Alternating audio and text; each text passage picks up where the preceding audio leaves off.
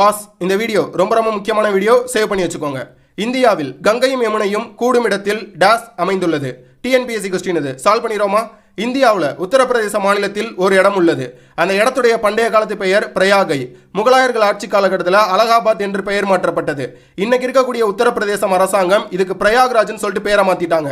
TNPS எக்ஸாம்ல அலகாபாத் ரிலேட்டடா பல கேள்விகள் கேட்கப்படுகிறது.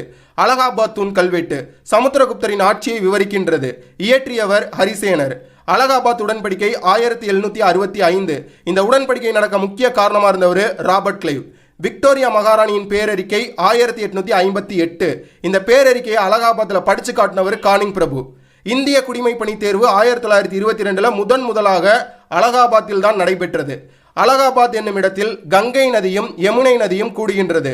அலகாபாத்துக்கு தான் பிரயாக்ராஜின் பெயரை மாத்திட்டாங்க. இந்த கேள்விக்கு சரியான பதில் ஆப்ஷன் ஏ, அலகாபாத். பாஸ், உங்களுக்கு அலகாபாத்தில் இருந்து ஒரு கேள்வி.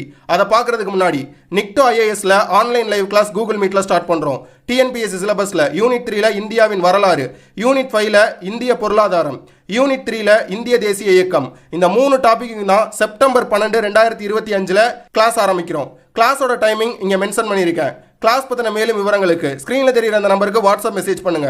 உங்களுக்கான கேள்வி: அலகாபாத்தின் கசாப்புக்காரன் என்ற சொல் டேஸ் என்பவரை குறிக்கிறது. கரெக்டான ஆன்சரை கமெண்ட்ல மென்ஷன் பண்ணுங்க. தேங்க்யூ.